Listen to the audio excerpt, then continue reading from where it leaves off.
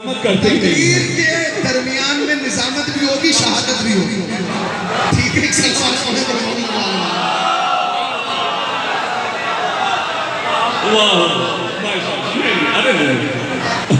ماشاءاللہ.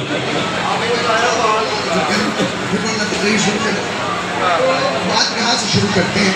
انسان.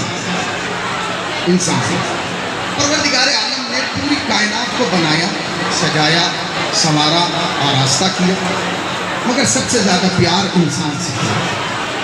اس لیے کہ جب اس نے انسان کی خلقت کی بات کی تو قسمیں کھا کے پہلے قسم کھائی، پھر تمہاری خلقت کی بات کی.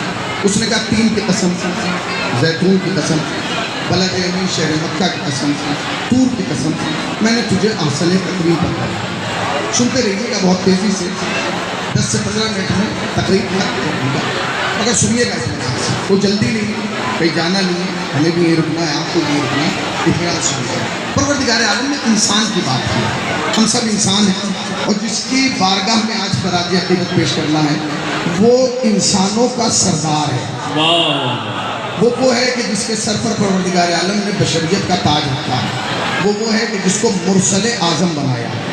وہ ہے جسے نبوتوں کا شاہکار بنایا ہے. وہ ہے جسے نبوتوں کا سردار بنایا ہے. وہ ہے جو نبیوں کا سردار ہے. وہ ہے جو رسولوں کا رسول ہے. وہ ہے جس کی نالین کو پروردگار عالم نے گوشوار عرش قرار دیا. وہ ہے جس کی آغوش میں حسنین کو بٹھایا. وہ ہے کہ جس کے دوش پہ علی مرتضیٰ کو کھڑا کیا. یہ شرف صرف مرسل اعظم کو حاصل ہے. تو ہم انسان ہیں، انسان. اور انسان ایسا نہیں ہے کہ ہمیں انسان بنا کے چھوڑ دیا، نہیں. اس نے جب آپ کو انسان بنایا تو پھر سجایا، سنوارا، آراستہ کیا. اور کیا کیا؟ آپ کے سر پر لقد کرمنا بنی آدمہ کا تاج رکھا، آپ کی کمر میں حسن تقویم کا پٹکا باندھا، آپ کے قدموں میں شرف المخلوقات کی نالین پہنائی، تاکہ جب انسان صحن کائنات میں کھڑا ہو تو پوری کائنات کا قد پستہ نظر آئے، انسان کا قد بلند نظر آئے. اب پوری کائنات کا قد پستہ ہے، انسان کا قد بہت بلند ہے. اتنا بلند ہے کہ آپ سوچ نہیں سکتے. آپ سوچتے ہیں سورج بڑا ہے، چاند بڑا ہے، ستارے بڑے ہیں، پہاڑ بڑے ہیں، درخت بڑے ہیں. نہیں، انسان سے بڑا نہیں ہے. اگر انسان اپنے کو پہچان لے تو پھر چشم کائنات یہ منظر دیکھتی ہے کہ انسان اشارہ کرتا ہے تو سورج پلٹ کے آتا ہے، وہ انگلی ہلاتا ہے تو چاند 2 ٹکڑوں میں ہو جاتا ہے، وہ انتظار کرتا ہے تو ستارہ اتر آتا ہے، وہ دعا کرتا ہے تو پہاڑ اپنی جگہ سے ہٹ جاتا ہے. یہ شرف کس کا ہے؟ یہ انسان کا ہے. یہ انسان کا شرف ہے کہ پروردگار عالم نے انسان کو اشرف المخلوقات بنایا. کبھی آپ نے سوچا بہت اطمینان سے، سکون سے بیٹھ کے کہ پوری کائنات کو بنانے کے بعد اشرف آپ کو کیوں بنایا؟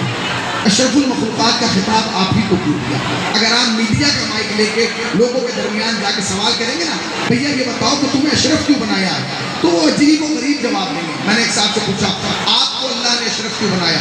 اس نے کہا مولانا جب میں آئینے میں اپنے آپ کو دیکھتا ہوں تو مجھے میری سب سے زیادہ خوبصورت آنکھ لگتی ہے، تو مجھے ایسا لگتا ہے کہ پروردگار عالم نے آنکھوں کی وجہ سے مجھے اشرف بنایا ہے.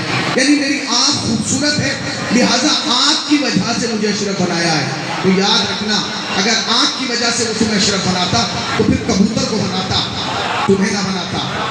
اس لیے کہ تمہاری آنکھ بڑی ضرور ہے مگر کبوتر سے زیادہ دیکھ نہیں پاتی.